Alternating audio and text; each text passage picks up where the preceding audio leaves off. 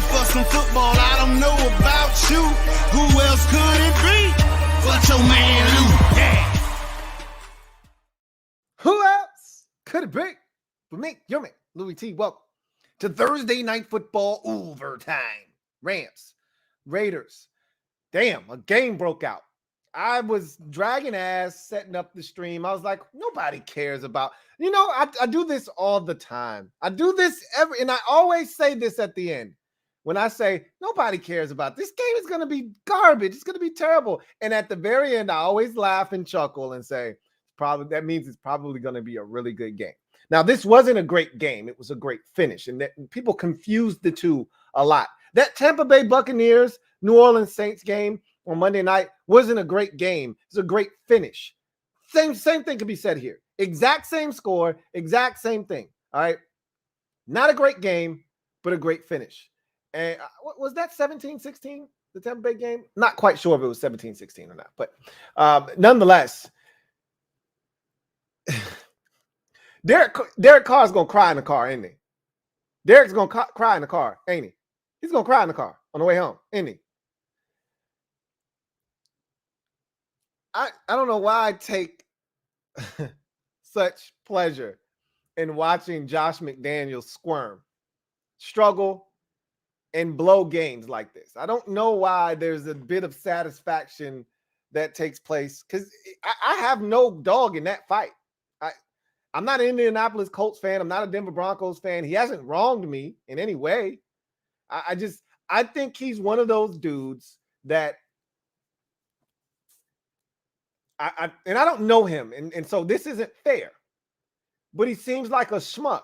And he seems like one of those dudes that thinks he's the smartest guy in the room and that he's entitled to something because of who he is. I'm Josh McDaniels, damn it. Okay. And again, I don't know him. That's not fair. And I know better. When you know better, you do better. But all I can do is go off of how you conduct business.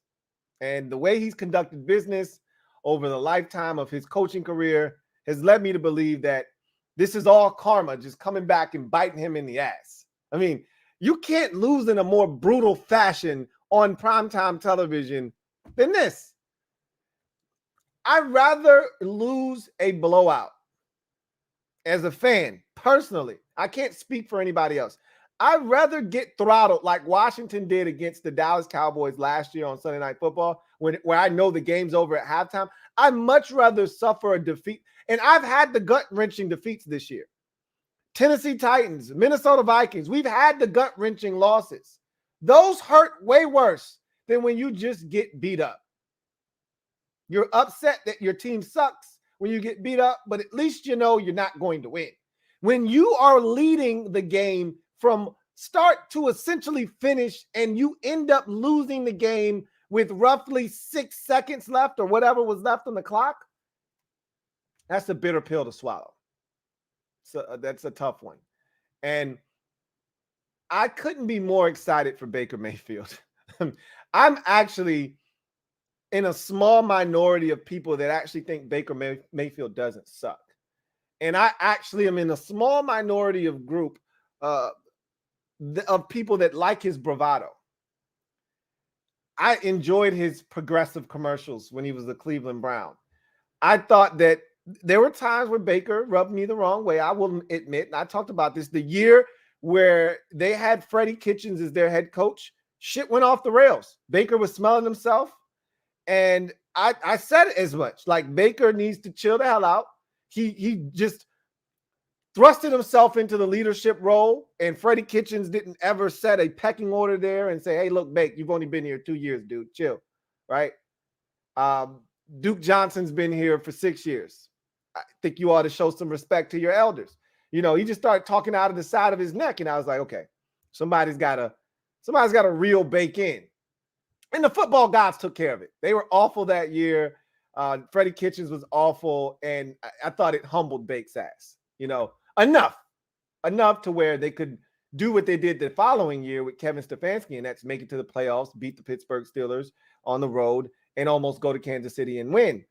Unfortunately, he got injured last year. Shit unraveled, and he ended up in Carolina this year. And I knew the Carolina thing wasn't going to work out. To me, it was a good gamble and roll of the dice by Carolina. There was nothing to lose, everything to gain. If he was good, you got yourself a quarterback. You don't need to go into that, whole wild, wacky world of trying to draft a guy. But if he stinks, you'll be in a position to draft a guy. Well, that's where they are right now. So I thought Carolina did the right thing by kicking the tires. It didn't cost them a whole hell of a lot. And for Baker, it was a bad situation because he got there so late. Had he gotten traded, and he did it to himself. We talked about this on the podcast. He did it to himself with the way he handled that situation. And, if he had gotten traded sooner, maybe he would have had a better chance of having success in Carolina. But they cut him loose because he asked to be released. He's like, yo, I'm a third stringer. This is not becoming of me. I'm Baker Mayfield. Get me out of here. Give me a chance to go somewhere else. We were sitting here, thinking about all the teams and prophesizing who was going to be the team to put in a waiver claim. And we had all these different ideas of grandeur of San Francisco may put in a waiver claim, and this team may put in a waiver claim, and that team. And only one team did. And it was the Los Angeles Rams. And I'm thinking, and I've been guilty of this already this season, where I thought a guy that just got there wasn't going to be a big factor. Ask any Washington fan, and they'll tell you, I dismissed TJ Hawkinson's presence against the Vikings. They had just traded for him the week prior. He'd only been there like 4 or 5 days. I'm like, yeah, there's only so many plays he knows. Don't worry about TJ Hawkinson. He won't hurt us. And then he proceeded to kick our ass, catch like 11 balls and really single-handedly destroy us along with Justin Jefferson. So I guess it wasn't single-handedly destroy us. But he was a big part of the reason why we lost that game against Minnesota. So we've seen this already. McCaffrey came, in 4 days. I think he got traded on a Thursday and he played on Sunday. We literally got the news on Thursday Night Football from Al Michaels like it was 1975. And he's telling us that one of the Beatles, John Lennon, has just been shot, which is how everybody got the news on Monday Night Football from Howard Cosell. Like, that's what it felt like. I didn't know that Christian McCaffrey had been traded until Al Michaels told me. Nobody breaks news like that anymore. Everybody's on their phone. They see the shit. So he played that Sunday against the Kansas City Chiefs, and he played well enough for me to feel like he's going to make a damn difference. It's crazy how many times this season guys have gotten to a locale and they've played well after only being there for 3-4 days at a time. But none of them were quarterbacks. It's one thing to be a tight end. It's one thing to be a running back.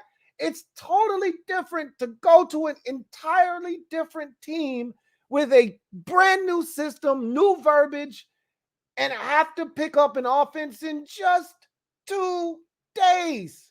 Are you kidding me? Now, it did help a hell of a lot that he came from Kevin Stefanski's offense, which is just a variation of what or Sean McVay is running in LA. And so they all come from the same tree. They all speak the same language. And so it probably made his transition that much faster, but it's still a tough ask of a quarterback who showed up 48 hours ago to step in a huddle with guys that he doesn't have reps with. You heard Kirk Herbstreit say that they asked Baker, how many reps have you gotten with, the entire team? He said 20 reps, 20 throws. What? And he shows up and does what he did tonight. I mean, unreal. That you heard Al Michaels say several times, right out of a Hollywood, this felt like a Hollywood script. I mean, you couldn't have written it any better. It's just crazy. And it was crazy when it got to 16-10. I'm saying, you know what would be crazy if Baker led a comeback? I said it to myself, but I didn't think that it would happen. They were so slow with their, methodical drive down the field. Like, I'm like, you guys do know you're down 2 scores, right? Like, it would behoove you to kind of pick up the pace. And then they were wasting timeouts. McVay called a timeout before the 4th down play. I guess it was really important. Obviously, it's 4th down and you don't get this, the game's over. So I guess this is what time would be more important to spend your time out than the play that will ultimately decide if you're going to even have a shot. But you know how I am about 4th quarter or second half timeouts. But you waste one of your timeouts. The Raiders get the football back. All they really need is one first down. I mean, let's be honest. It's 3 minutes left in the game. The Rams only have one timeout, so they can only stop the clock once. They get 8 yards on 2nd and 9, and you're like, it's 31. Just get a yard. It's the second game that we've seen with one of these miraculous comebacks with a team that was absolutely dead for 3 quarters. Not 3 quarters, 3 7/8 quarters. Okay, call it what it is. This game looked just like the Tampa Bay game on Monday. I think it was the same exact score. I think it was 16-3. Brady's dead. I mean, they're on their deathbed. Okay, they're hooked up to all these machines, and we're having a conversation. Do we need to pull the plug or not? And then all of a sudden, there's brain activity, and they're like, "Oh, wait, hold on, wait a minute now."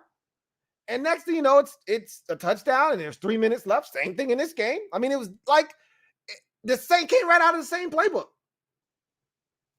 And it was, remember, it was 3rd and 1 in the Saints game. They just needed to convert a 3rd and 1, and they didn't.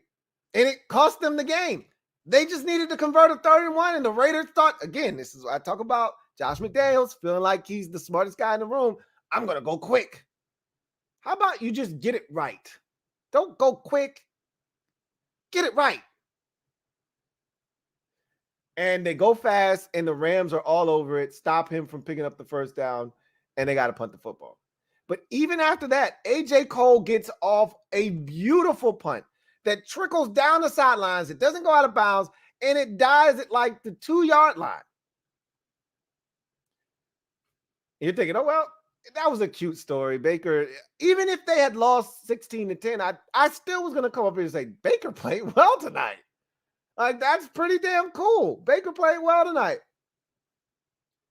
But then to have the interception negated because of a pass interference, then to have a sack that's really going to kill the Rams' chances because they don't have any timeouts. You got guys 25, 30, 40 yards down the field that's got to come back.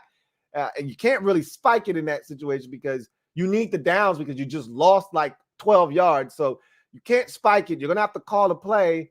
They were dead. That would have been the death sentence for them in this game. And then Jerry, a.k.a. formerly known as Heavy Artillery. Now it's Jerry Rotten Distillery. Has a dumb penalty. And Chargers fans everywhere are saying, see, we told you this guy's a dumbass. Told you this guy sucks ass. And it gives them life. That 15-yard penalty literally kept them in the game. The game was over.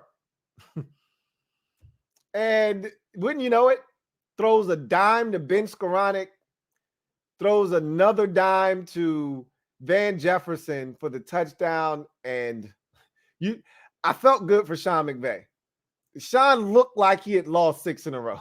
Sean was like, are you kidding me? Is this really happening? And Baker Mayfield, that was 14 weeks or 13 weeks of hell that he just unleashed on the Raiders. And he was loving every second of that. Because I don't know what's going to happen for Baker Mayfield the remainder of the season. He's going to start the rest of the games for the Rams this year. If Stafford isn't coming back, his season's done. And so it's Baker's show the remainder of the year. And this is his audition to the rest of the league to say, hey, I'm not done yet. If you give me an opportunity, and I've said this already. I've said this a million times. Baker Mayfield is made for a Sean McVay style of offense. So Kevin Stefanski's offense is tailor-made for Baker Mayfield. You know, the offense in Minnesota with Kevin O'Connell made for a guy like Baker Mayfield. Matt LaFleur in Green Bay, offense tailor-made for a guy like Baker Mayfield. Kyle Shanahan's offense is tailor-made for a guy like Baker Mayfield. Like, those offenses suit his skill set. Run the football. He's a great play-action fake quarterback. He can drive it down the field. You saw that tonight. He's a good enough athlete that he can get to the outside zone runs to hand it off, but also pull that bitch, pull it out and go boot and have the athleticism to outflank that defensive end, set up shop and launch it 40 yards down the field and do all of the things that they like to do in that offense. You need a mobile quarterback and a guy with a strong arm, and he fits that criteria to a T. And so he fits what McVay wants to do. You heard McVay talk about him during the telecast about why they put in the waiver claim. He said, I like his attitude. I like that he's a badass. I like he's a badass competitor. He doesn't take shit from anybody. He's got an effort mentality, which I absolutely love. And so these are all traits and characteristics. Sean was like, look, that's the kind of season we have in it. Just effort, right? Let me get a guy that's got that same effort mentality that's going to give us a chance. And his skill set fits Sean's offense to a T, as I've said. And so it's not surprising that he had success. But now what I want to see is, what does he do off the strength of this performance tonight? Because now you got 4 games now? I think it's 4 games left, the remainder of the season, to go out and prove to the rest of the league you're not washed. Because similar to guys like Carson Wentz, who now looks like he's going to get passed around to the point where his career could be done and he's now a career backup, Sam Darnold is already in that boat now. He's a career backup. If he wants to stick in the league, he can. Someone will give him a job, but it'll be holding a clipboard. It won't be as the starting quarterback. Baker's got one more shot. He's got one more shot to prove to an NFL team, hey, I can be that guy. I'm a number 1 overall pick for a reason. Give me a shot and I'll show you with a full offseason, not this cockamamie, I show up in August, have 2 weeks to really, get the playbook down, and now I'm starting week 1 against my former team. No, give me a full offseason, OTAs, all the work with these guys. Give me an opportunity and I'll show you what I can do. He's going to get that opportunity these final 4 games of the season. And what he does in these final 4 games may be good enough, because not everybody's going to end up with a quarterback. It's funny, we talk about how deep the quarterback draft class is going to be in 2023, but guys are going, Michael Penix Jr. is going back to school. Guys go back to school. It happens all the time. I remember very vividly being pissed off in 2019 when Washington Commanders, at that time we were the Redskins, we're sitting there with the second pick in the draft, or not the second pick in the draft. I think we were in 2018 season was the year shit fell apart with Alex Smith. He got injured and we needed a quarterback. And I think we were sitting somewhere in that like 11 or 12 range. Who did we draft? Dwayne Haskins in 19, right? Right. So he was 15th overall. And I remember very vividly wanting Justin Herbert to come out. We wouldn't have gotten him. Had he come out in that draft, he would have been second, probably behind Kyler Murray. And there was a different feeling about Herbert in 19 versus 20 when he actually came out. Had he come out in 19, he might have gone number 1 overall over Kyler Murray. That would have been a real debate. But he went back to school. And I remember being pissed off that he went back to school because there weren't many quarterbacks that I was in love with in that draft. And obviously, they ended up going with Dwayne Haskins, but that's another story for another day. Quarterbacks go back to school, especially if you look at the top of the draft class and you say, well, I might not be, a first-round pick. I might not be a top 5 QB selected in the draft. It might be 5 or 6 other dudes that go before me if I come out this year, but if I go back to school, I may be able to take my draft stock and have a Joe Burrow-like ascension to the top. Remember, Burrow was a 3rd-round pick. Had he come out after his first year at LSU, he'd have been a 3rd-round pick. He would have been an afterthought. Goes back to school for that final year, lights it up, has one of the greatest college football seasons a quarterback has ever turned in, and he ends up being a number 1 pick. And look at Joe Burrow now. Everything changed because he went back to school. So you're going to see some guys go back to school that I think are capable of playing at the NFL level already, but they want to improve their draft stock because it's a big difference between being a 2nd or a 3rd round pick and being a 1st round pick. The money isn't comparable. So everybody's not going to get a quarterback. I said all that to say this. Everybody's not going to get a quarterback. There's going to be 2 or 3 teams that after the draft is all said and done, they're going to be looking for, at a bare minimum, a stopgap. That's where Baker Mayfield comes into play. And so he's got 4 games to prove to someone out there, hey, I can be the man for the job, i.e. the Falcons giving Marcus Mariota an opportunity this year. Mariota did the best he could with it. Now his time is up. They're going to start Desmond Ridder. It's the right thing to do because clearly Mariota isn't the future. But you can change that narrative by going in somewhere and winning.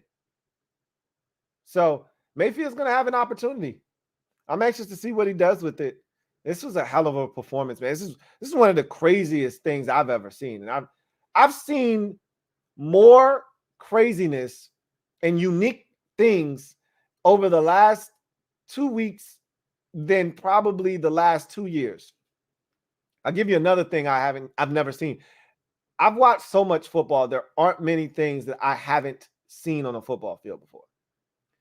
Have you ever seen a team do a fake flea flicker? I was watching the Ohio State Purdue Big Ten championship game. I know this is off topic. You know I do this from time to time. And they give it to their running back. And this guy is slow as molasses, but he's running hard and, you know, he's fighting, right? And so they hand it to him and he turns around like he's about to toss it back to the quarterback, and the two defensive ends haul ass up the field. They think they're about to get a sack. And he turns around and he takes off with the football and he gains like 14 yards. And I'm like, damn, that shit was sweet. That shit was fire. No one ever does that. Now, I don't know if that shit works in the NFL, because one of those defensive tackles might be, you know, waiting on your ass as soon as you think you're about to turn around and haul ass. But I mean, anybody that sees that the running back stop, turn around, they're just assuming it's a flea flicker. So they're now resetting their pass rush to go after the quarterback. And then you just take off with the shit. I thought it was pure genius. I've never seen it before. All my years of watching football, no one's ever thought, hey, I should fake the flea flicker and just run. Hey, how about that? I never seen a guy show up in 2 days at quarterback. I've seen players show up in 2-3 days, left tackle. You know, this guy, you know, we all hear it. You know, you've heard the different cliches. This guy's just, he's still learning people's names. You know, that's what you heard tonight. Baker Mayfield's going to go in the huddle and introduce himself to Van Jefferson after that catch. No, like, we've all heard that, but it usually isn't at quarterback. So it's a tackle, it's a receiver, it's a running back, it's a defensive end, it's a safety. It's not a quarterback doing this. That's what made this crazy. And to come back in the fashion that he did, craziness, pure craziness. I hate starting off my week with a loss, but just about everybody's taking that L with me. So I don't feel too bad about that one. No one thought the Raiders were going to lose this game. I mean, are you kidding me? What in the hell just happened? I'm still flabbergasted. If you're a Raiders fan, look, it's been a rough season. And you just add this to the list of losses that you have. You probably already numb. But boy, I mean, if you really care, if you truly care, like one of my best friends, not one of my best friend is a Raiders fan. And he could care less at this point. They suck, and he knows it. And so he probably didn't give a shit. He's just like, oh, that's for some Raiders shit right there. Because they weren't making the playoffs. You know, they could have won the rest of their games this season. They still probably weren't going to the playoffs. Let's keep it a buck. The best they can do, the best they could have done was 10-7. I'm not sure with the tiebreakers that they don't have if 10-7 was going to be enough to get into playoffs for them anyway. But so my buddy wasn't really tripping, but this shit hurts, man. You lose a game like this, that you've been winning the entire game, because you expect to win this game. But I had a podcast titled "Bad Teams Do Bad Team Shit." You remember that? This is the best example of that. Bad teams doing bad team shit to lose football games. A wise man, I've told you this before, I'll tell you again, you'll hear it many more times from me. A wise man once said, more games in the NFL are lost than they are won. Now, Baker took this shit, but can we all admit the Raiders were complicit? Hell, the Raiders literally did everything they could to make sure Baker had this happy ending. Deshaun Watson, I'm sorry. That's not a good choice of words. That this was a Hollywood ending. Let's go with that. We were in LA, right? With the Hollywood ending. You had the pass interference when he threw a pick. You had the unsportsmanlike conduct from Jerry Rotten Distillery. And then you had the 3rd and 1 that they didn't convert. But can we talk about Derek Carr? If I know too many Raiders fans, and they all tell me they're sick of his shit. That had to be one of the most gross and disgusting interceptions in the red zone that I've seen this season from a veteran. And I get sick and tired of saying the same shit. I don't like repeating myself, first and foremost. I don't like repeating myself. And I feel like I have the same conversations with Derek Carr too often. And they always end with the same phrase, Derek, you too old for that shit. You too old for that, Derek. You go in the bathroom, lift the seat up. Stop peeing all over the seat. You too old for that shit, Derek. Why is there yellow in my toilet, Derek? Flush the toilet. Did you wash your hands, Derek? You too old for that shit. Those are the conversations I have with my 4-year-old, Derek. Okay? I'm not supposed to be having those conversations with you as a 9-year NFL vet, Derek. You can't be throwing stupid ass picks in the red zone, Derek. That's points. In a game, you lose by 1. Even if you settle for a field goal, you win this game, Derek. Stop doing dumb shit, Derek. Leave that for the young boys. Leave that for the youngins. You too old for that shit, Derek. Every single week, I feel like I'm having this discussion with Derek. You too old for that shit, Derek. Stop sticking the ball out when you run out of bounds, Derek. How many times have you fumbled the ball out of bounds down by the end zone? Stop doing that shit, Derek. Leave that shit for the young boys. He'll never listen to me. He's so damn hard-headed. He'll never listen to me. Sick of having these conversations with him. And when you throw a pick like that, but it's 13-3, you're thinking, shit, it's the Rams. What difference is it going to make? They're not going to beat us. And I'm not going to lie to you. I'm not a Raiders fan, but I fell into the trap like, Derek, that's a dumbass pick, but that shit ain't going to hurt you. You're playing the Rams. You'll be fine. So I fell into the trap too. But as a wise man once told me, every hallway got some crack in it. Don't get trapped in it. Derek got caught in that hallway tonight. And I don't want to hear about him crying in the car on the way home from this. You're a part of the problem. You're not a part of the solution. That was a sickening loss. Josh Jacobs was out there giving it his all, gutting through what probably, I don't want to say it's a broken finger, but it was damn close. I know he dislocated it for sure. For sure. He dislocated that thing, and he might have broke it. I don't think he broke it because he probably wouldn't have been playing in the game. But again, adrenaline, that's a hell of a drug. And so you can play on some adrenaline. And then after the game, you find out they went and got x-rays. That's why they did that. If it was broken, he wouldn't have come back in the game. They went and got x-rays. It wasn't broken. It was just probably either sprained or dislocated. They popped it back in. They had already popped it back in. That's why they tied it together. You see them do that. Normally that's for stability. And so, but that's tough, man. Because as a running back, you're going to get hit on your hand. Like he's stiff on the dude. And he's like, fuck. We've all been there, right? When you jam your finger and that first shot of pain that hits you like, when you first do it, we've all been there, right? When you sprain your ankle and that first shot of pain hits you like, you could tell he was gutting it out.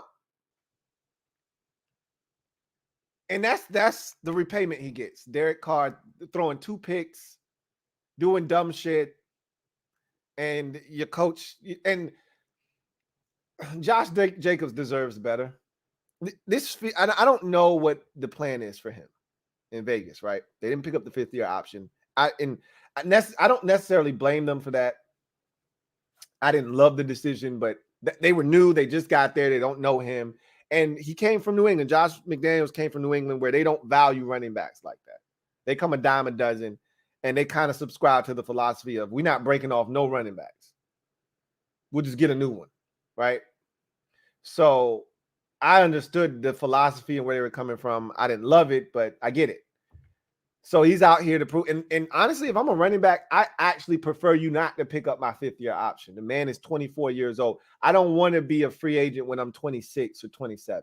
You're less likely to get the money you're looking for. I'd much rather. And remember, Josh Jacobs, not one of these dudes that was getting 300 carries in college like Derrick Henry was. This is a dude that was chilling. You know, he would get sparingly get carries here and there, catch it out of the backfield, run some kicks, you know, kickoff returns, things of that nature.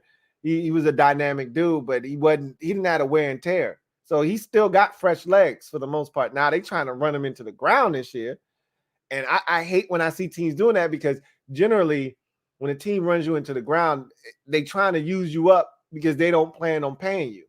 But we'll see. I thought the same thing of the Steelers with Le'Veon Bell, and they actually did extend an offer that he should have taken that he didn't.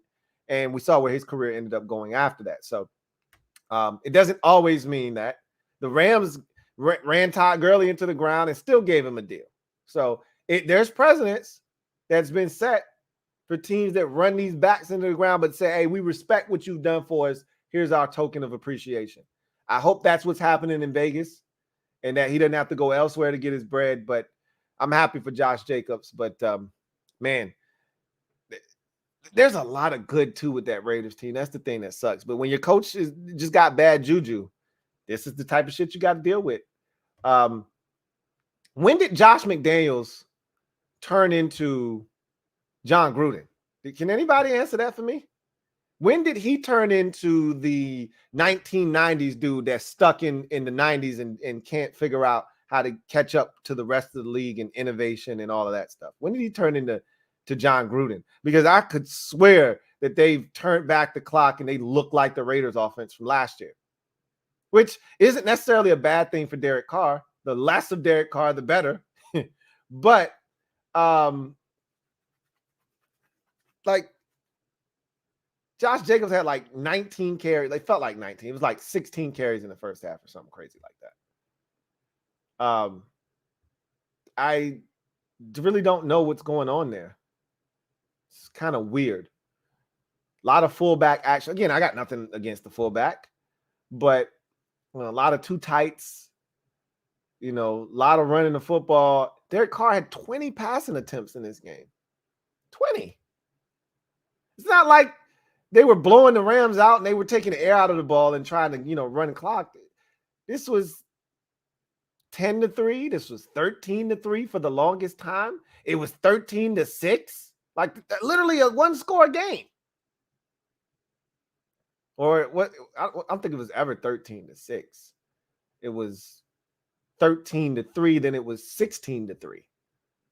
Because they were going to get a field goal. And then the Rams, bad teams do bad team shit. The Rams offensive lineman had a stupid ass penalty where he hits a guy in the face and they were going to attempt it was already going to be a long field goal.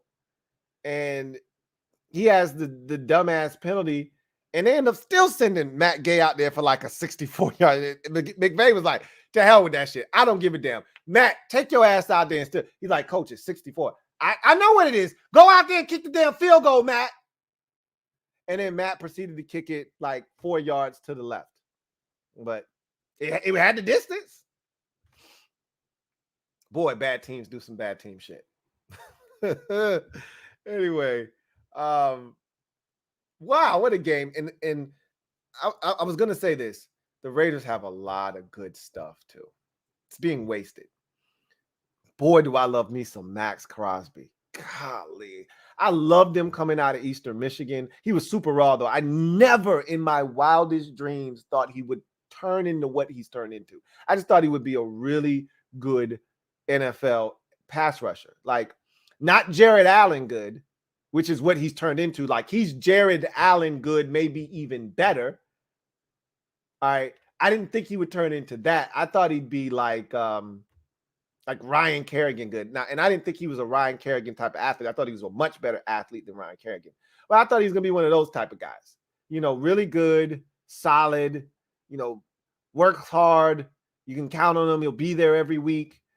Every now and again, he'll jump up and bite you for 2.5, 3 sacks. You catch him on the right day, but nothing special, nothing stellar. Like Maxx Crosby is an all-pro type of edge rusher, like one of the best in the NFL.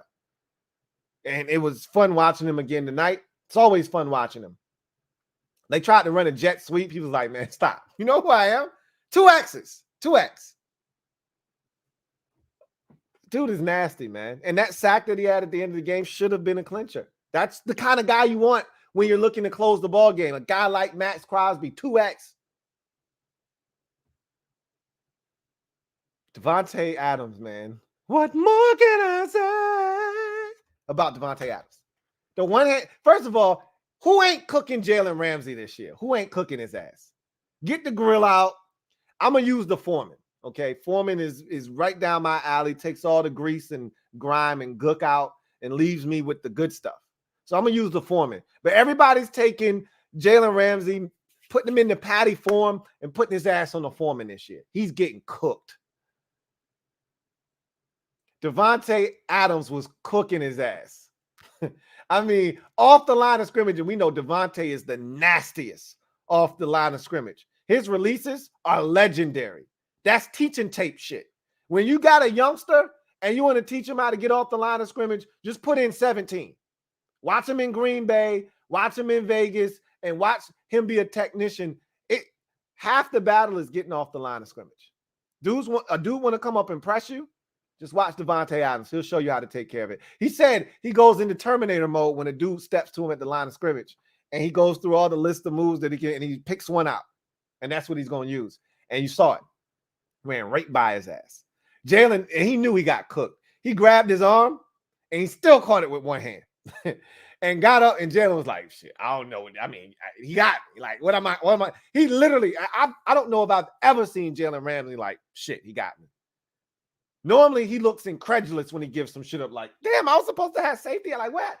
He looked like, damn, he got me. And I was holding him with one arm, and he got me. Respect. That's what he looked like after the play. Respect. And then he's like, he ain't going to get me again, though. And then he got him again. I was like, hey, he over here cooking your ass, yo. You good? Because DK cooked you last week. I know you got to be over there hot. Like hot off the grill, Did you see what I did? Never mind. He's been getting his ass cooked this year. Remember week 1 when Stephon cooked his ass and I was like, yo, Ramsey is out here getting work. 17.5, same color t-shirt. He getting work out here. He used to be the man. I'm the man. I'm the man. Not no more. Not no damn more. He's still good. Don't get it twisted. But when he sees some elite shit, teams ain't going away from him no more. Just know that. They don't mind challenging Jalen Ramsey. Anyway, I digress. Raiders got some shit, man. They got some really good stuff between Jacobs and Crosby and Devante Adams. Like they got some, and Chandler Jones. They got some really good football players on their team. I'm a big Nate Hobbs fan. They're just not well coached. And Derek Carr, man, I think he's a problem.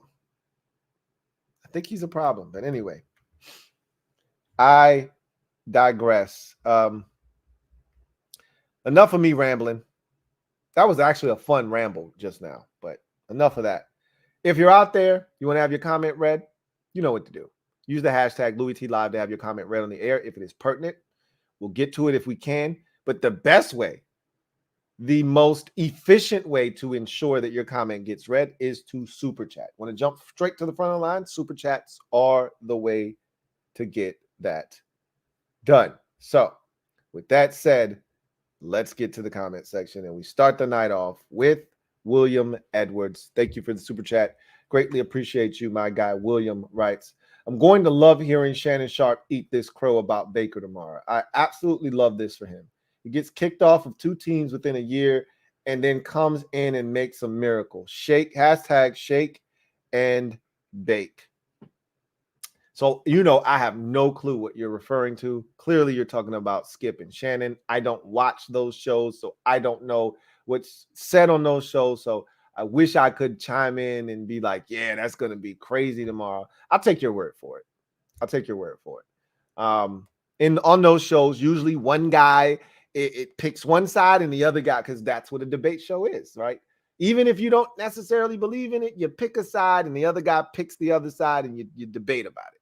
So I'm assuming off of your comment that Shannon Sharp thinks Baker Mayfield stinks and Skip Bayless thinks that he's really good. Guess that'll be the discussion tomorrow. I am too, and I said this already, but I too am happy for Baker Mayfield. And I know a lot of people don't really care for Baker Mayfield. His personality can probably rub a lot of people the wrong way. And I get that. I mean, he's one of those guys that's not for everyone. And there are a lot of people out there. Like, for instance, my mom, growing up, not for everyone, And I love my mom. But my mom, to my friends growing up, was mean. My friends were scared of my mom, right? Then you get to know my mom, and she's a teddy bear, right? My mom's like the most compassionate, nicest person. Once she gets to know you, she don't know you. She's like, F you, right? But once she gets to know you, my mom will ride for you, right? So Bake's one of those type of guys. Either you love him or you're like, yeah, I'm good on Bake. I'm not really feeling him for real. If he's your teammate, you love him. If he's not your teammate, you like, man, Bake could get this work, man. If I catch him in the parking lot, it could be it could be something. I'm happy for Baker Mayfield, man. I really, truly am. I like Bake. William Edwards, thank you for the super chat. Greatly appreciate you. Double up. Thank you for doubling up. My guy William writes, also pray for that man that slapped the ball out of his hand. If that was one of our players, I would have lost every loving mind. Dumb decisions equal losses. I can't begin to describe to you what I would have done had a Washington player been penalized for such tomfoolery. All right. Or in this case, such tomtillery. Okay. Had a Washington player committed an infraction like that, you'd never hear the end of it from me. Because, again, I tell you this all the time. That's loser football. That's loser football. You want to lose games, do things like that. It'll always, in the end, come back to bite you right in the tuchus. You make stupid plays, stupid penalties. My dad's favorite line when we watch the game, boss is like, bro, and I already know what he's saying. When I see him this weekend, we're going to chop it up. We're going to talk about the game. And I know the first thing out of his mouth, man, if that were me, I'm fining his ass. That stupid shit right there, that's a fine. I can hear it in my head. I mean, I literally can hear him saying, because he says it all the time. If he were a coach, he would fine players for stupid penalties because there's no place for that. And this costs your team. And I don't know if Tillery was trying to, obviously they didn't have any timeout, slapping the ball out of it. Like, that's worthy of a delay of game. Normally, that's what they would call in that situation. I thought that, unsportsmanlike conduct was a little bit harsh, but given the circumstances, what's at stake, the game's on the line, and they don't have any timeouts. Maybe you up a play like that from delay of game to unsportsmanlike conduct. But boy, that was brutal. Even if it was a delay of game, I'm not sure if that comes attached with I don't think that comes with an automatic first, but it would have stopped the clock at a bare minimum, right? That's what the Rams needed the most is, okay, we got sacked, but if they had a timeout, you just call timeout. The penalty acted as a de facto timeout. So, yeah, that was pretty rough. And like you said, dumb decisions equal losses. Couldn't agree with you more. Frankie, thank you for the super chat. Greatly appreciate you. Thank you for being a member of the MOBB, who writes, I kind of feel like we are going to have to hold Ron back after tonight. No Ron, no Baker in DC, bad boy. I was thinking to myself, remember, they were interested in Baker Mayfield. Had Baker Mayfield come available when they were interested, because there was some rumbling. Remember, I put out the day we traded for Carson Wentz, I put out a message, a community post on YouTube that said, with a picture of Baker Mayfield in a Washington Commanders uniform, pretty much saying, would you be interested in Baker Mayfield in Washington? Yes or no? And as I hit the dang on post button, we traded for Carson Wentz, and all of a sudden, all hell broke loose. And that was that. But he was a guy that we, as fans, we were starting to entertain the prospects of. And remember, we talked about that when we traded for Wentz. Would you have preferred Baker Mayfield, because we knew he was available, over Wentz? And I, at the time, said, yes, give me Baker Mayfield. But after we traded for Wentz and I had a chance to sit down and kind of think about it, I convinced myself that Wentz, higher ceiling, bigger athlete. And again, I thought he was an athlete when we were getting him. I had no idea we were getting this statuesque Carson Wentz that couldn't move. I thought we were getting a Carson Wentz that was mobile and Indy. Anyway, I think there's more to the Baker Mayfield story. I'll just say that. But to your point, Frankie, the likelihood is Washington isn't going to draft a quarterback. You already got a youngster on the roster, right? You're not going to be in a position. We're making the playoffs. We're not going to be in a position to draft a young quarterback. I don't know who's coming out yet, because I felt like this is going to be a super deep class where you didn't have to be drafting in the top 10 to get you one. You could be drafting anywhere in the first round, even in the second round, and find yourself a really quality quarterback. Anybody after the second, I always am a bit, gun shy and nervous about guys that get drafted after the second round.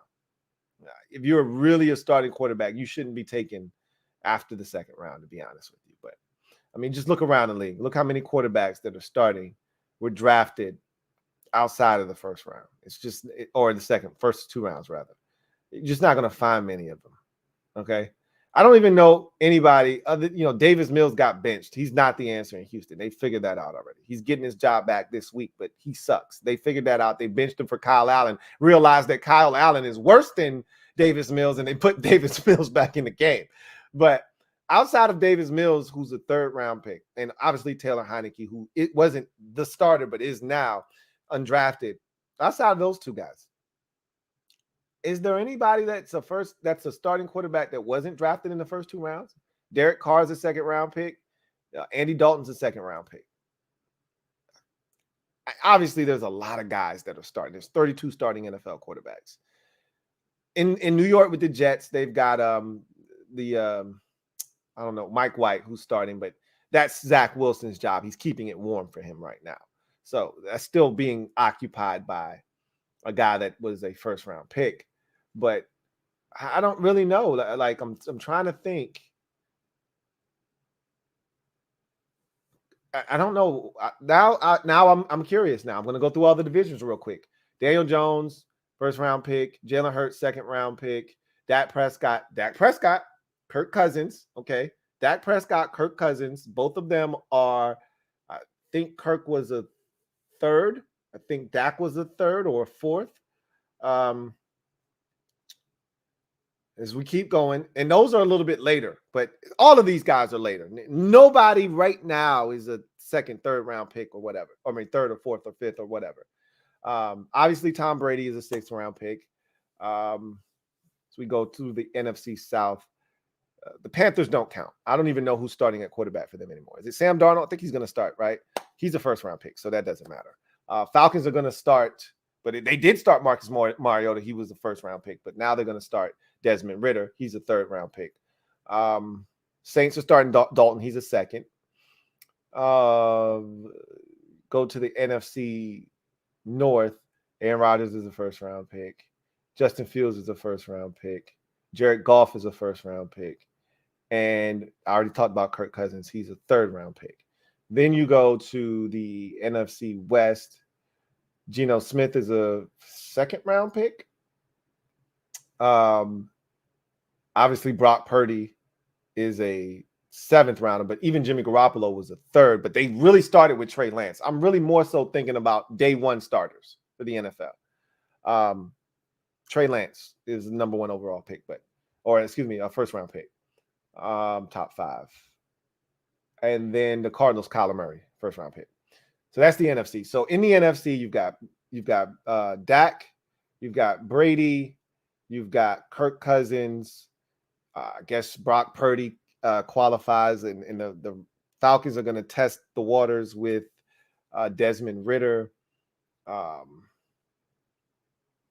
think that's it. 5 guys in the NFC right now. In the AFC, Josh Allen is a first-round pick. Mac Jones is a first-round pick. Zach Wilson is the true starter, but we'll just, for the sake of this argument, we'll go with Mike White. He's not a first-round pick, or second, for that matter. And then the Dolphins have Tua. He's a first-round pick. So you got 1 there with Mike White. Really, it should be Zach Wilson. AFC North. Kenny Pickett is a first-round pick. Lamar Jackson is a first-round pick. Joe Burrow is a first-round pick. Deshaun Watson is a first-round pick. You go down to the AFC South. Ryan Tannehill is a first-round pick. The Colts have a mess, but Matt Ryan is currently their starter. He's a first-round pick. The Texans are a mess. Davis Mills is going to start. He was the starter, got benched, now the starter again. He's a third-round pick. So that's 2 in the AFC. And then the Jaguars have Trevor Lawrence. He's a first-round pick. So that's 2 in the AFC, right? Or is that 3? Mike White and, 2 in the AFC. Mike White and Davis Mills. Then you go to the AFC West. Mahomes is a first-round pick. Wilson is a first-round pick. Herbert is a first-round pick. Carr is a second-round pick. So in the entire league, and there's been some shuffling of the deck, 7 quarterbacks that are starters as of right now, not first or second-round picks. Out of 32, you're telling me 3/4 of the league, a shade over 3/4 of the league are either first or second-round picks as quarterbacks that are starters. It's hard to find your guy, and it's not impossible, but it's hard to find. And of the guys that I just named, the guys that are starting, the only proven winners are Dak Prescott and Kirk Cousins and Tom Brady. Okay? The rest of these guys, Brock Purdy and Mike White and Desmond Ridder, who's going to get an opportunity, these guys aren't proven winners. They're just getting an opportunity. We haven't seen a guy drafted in the 3rd or 4th round in the last 5 years that's been successful. All the guys that I just named, Brady, that's 2000, right? 2000, Brady was the 2000 draft. Prescott is what, the 2016 draft, if I'm not mistaken. Cousins is the 2012 draft. Like, you got to go way back in the time machine. Like, you're not seeing 3rd and 4th and 5th round quarterbacks come in the league and have success anymore. So I said all of that to say this. I thought this could be a deep draft class where you could get a guy at 21 and feel good about him. You can get a guy in the 2nd round at 51 and feel good about him. I don't know if that's the case. And if you're Washington, the likelihood is you're going to end up either going out and getting another veteran quarterback. This time you won't have to trade for him, but you'll probably try to go get one of, like a Baker Mayfield or somebody that's available, or Jimmy Garoppolo. I think he'll be available this offseason as well. Or you're going to give an opportunity to Sam Howell, but you still need to have another guy on the roster, right? If he's not good, do you want to go back to Taylor Heineke again? I don't know. Anyway, I digress. Sorry that you had to sit through that exercise, but I was a dog with a bone there. I had to do it. Sorry. Storm. This is a Raiders fan, so this is an interesting comment. Let me see what it says. My guy, Storm, thank you for the super chat. Greatly appreciate you, writes. What's worse, this or Saturday's loss? We so bad. Shaking my damn head. Hey, Storm, man, this is rough, bro. I'm not gonna lie to you, man. These losses like this are brutal. I mean, they really hit you over the noodle. It's hard to get over.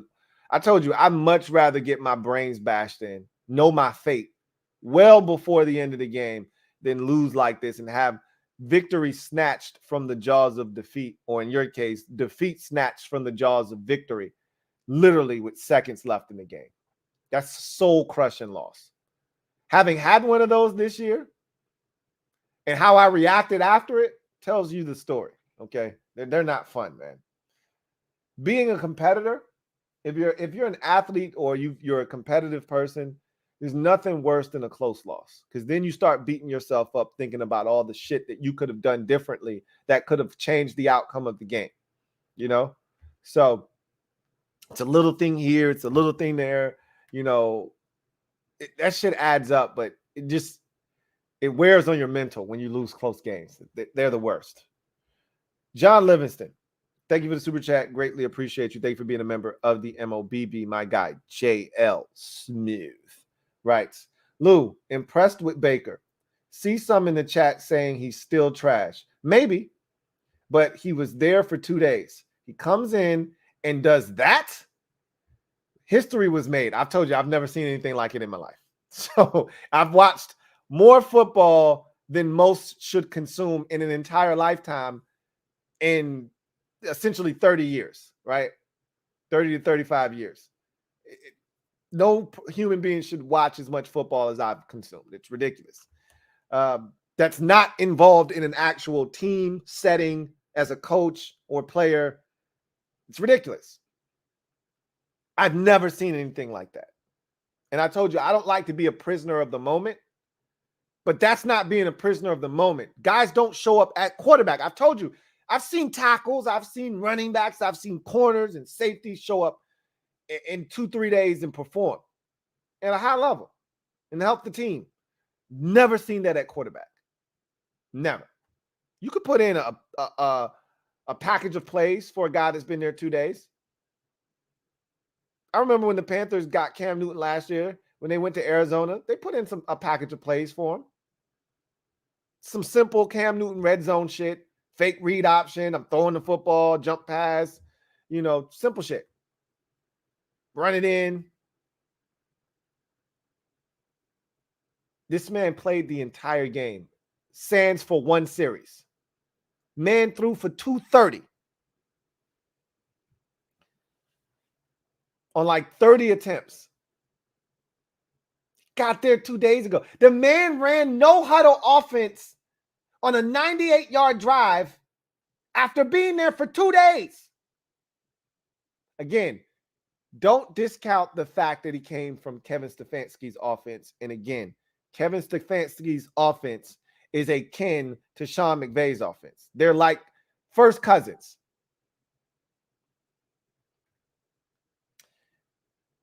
Raiders were moving the ball. Jacobs is a monster, but Carr was so average. I can't stress to you enough. Derek Carr is a problem. He's a problem. I've had Raiders fans that they don't know how to feel about Derek Carr. 1 minute, they're like, man, I'm sick of this shit. I'm ready to move on. Another minute, they're like, Derek's not that bad. You can win with Derek. But most times they're like, yo, can we I'm tired of riding the roller coaster. I remember my buddy before the season started. He said, I'm sick of this Derek Carr roller coaster. Can I just get off now? I'm ready. Can I get off? I'm like, no, bro, you got off. His buddy just got there. He's not going anywhere. I don't know. Again, the Raiders are 5-8 now. After that 3-game win streak, they've put themselves in a position where they shouldn't be in the target range for one of those top-notch quarterbacks like they were when they were 2-7. But we'll see how they finish up the season. 5-12. They flame out and don't win another game, which I don't see happening. But they're 5-12. That changes things. They'll be right in the mix. They're going to win more games, I think.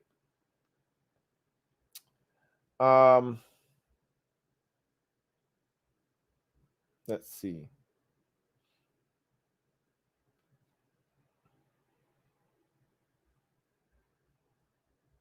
Do I have any more supers? I do. Red Wings 01. Thank you for the super chat. Greatly appreciate you. Who writes, I wrote after the Monday night game that I think the Falcons on the bye are going to make the switch to Ritter. They named him the starter today.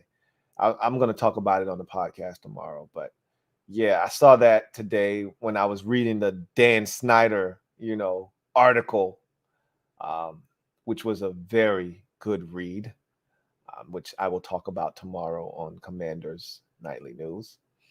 And I saw just a little one-liner, Falcons make the switch to Ritter, bench Mariota. And I'm like, you're not actually out of it per se, but with the Buccaneers beating the Saints, it kind of puts you in a tough spot. Had they lost that game, I don't think we're having a discussion about Desmond Ritter starting. Let's be honest. If the Bucs are sitting here at 5-7 and they're just a half game out of first place, are they making this